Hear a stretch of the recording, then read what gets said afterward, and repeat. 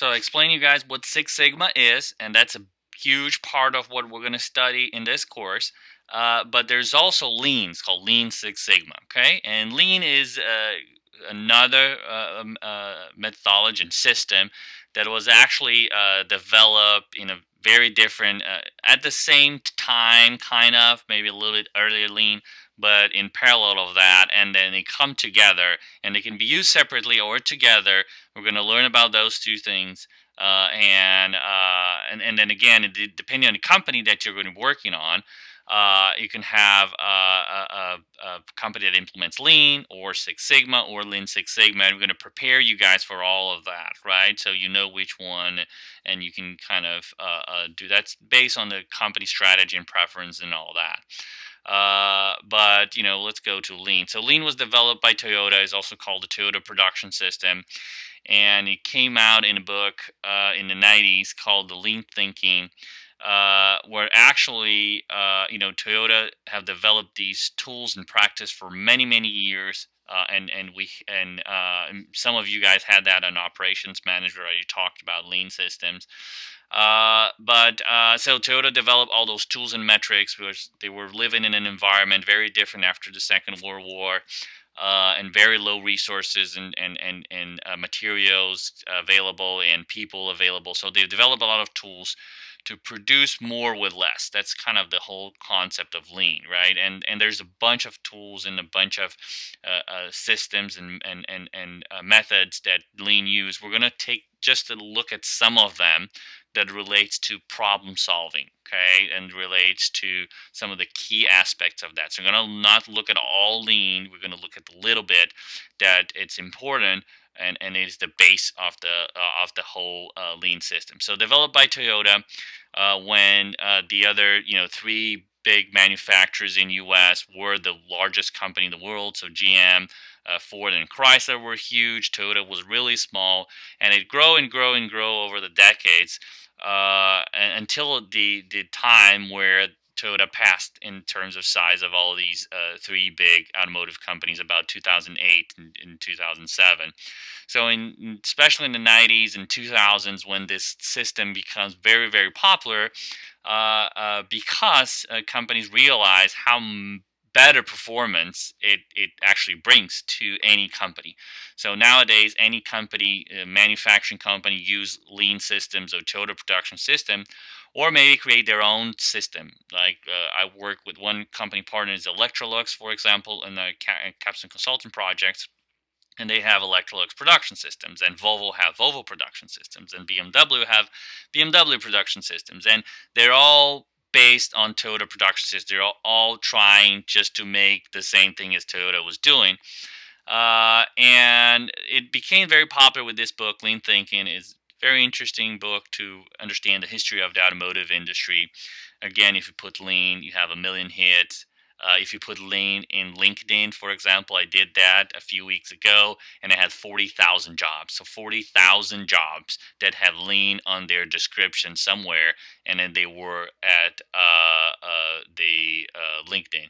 So there was all kind of manufacturing jobs, but also service jobs. A lot of service companies like hospitals and banks and all kind of different companies also using this methodology to improve their process. Okay, so the foundation is continuous improvement. So all that we're talking about, how can I make all employees in my organization, every employee, improve a little bit of their job every day? So that's the basic of a lean system.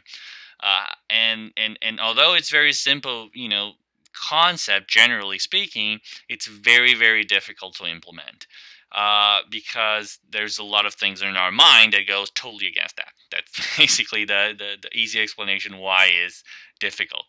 It makes sense, it's logical, but it's not natural, right? We're not naturally thinking about doing our job better and better every day.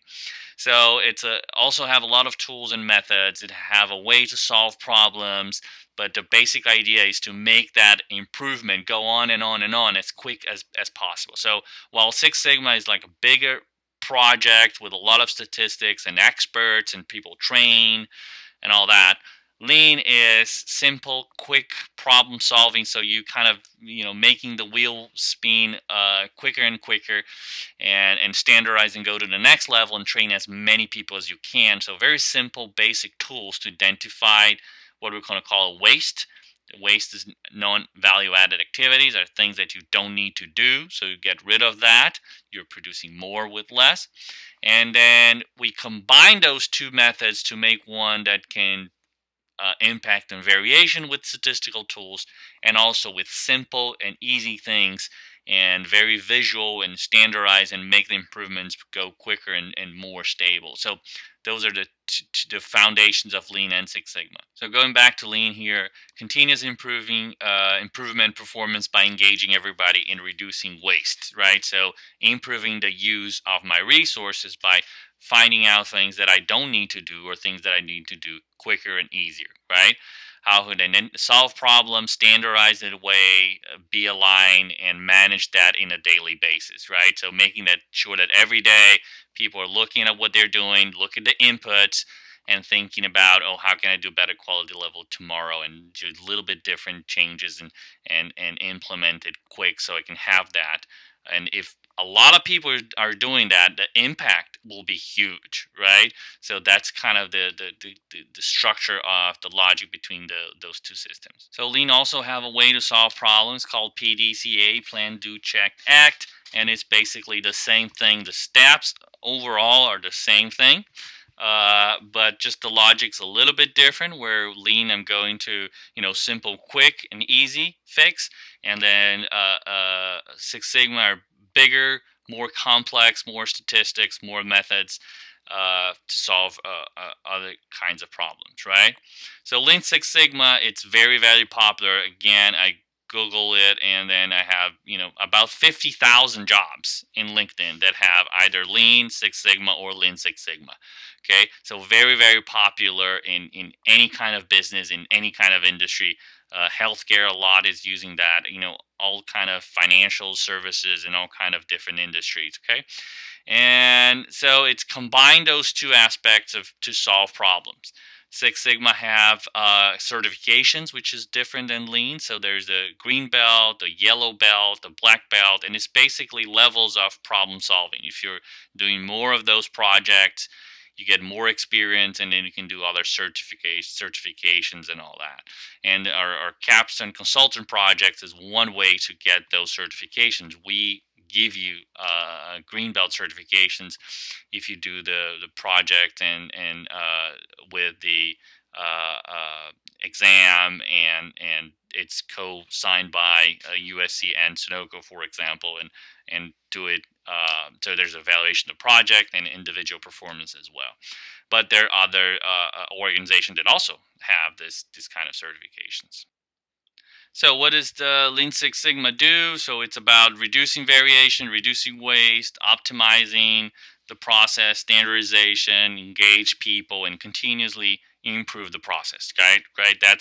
That's kind of the basic thing. How can I move things faster and quicker? So a company that you guys use can have these things, or can have none of those, but actually use the same thing. Oh, we don't do Toyota Production System here. Oh, no, no, we do the Atrium production system, and then you're in Atrium Healthcare, right? So it's the same logic. That's the best practice for operational excellence today. So you have to know that, and that will help you in the future, whatever you're doing, whatever job you're going to get in kind of, even outside operations and management. You can work in a bank, and then you have to learn those things, because you're going to improve the process in a bank, right? So it doesn't matter what kind of job you're going to get. If it's more in operations and supply chain or outside, you can use those tools and techniques to solve any kinds of problems. And the last slide here in the intro course day, it's about the framework. So this is the flow chart of the phases. So we have the define, measure, analyze, improve, and control. You guys can take a look at that in more details. Not going to read it. So just to explain what are those tools. And then next class, we're going to get into define, and actually start diving into all those phases. So that's it for today.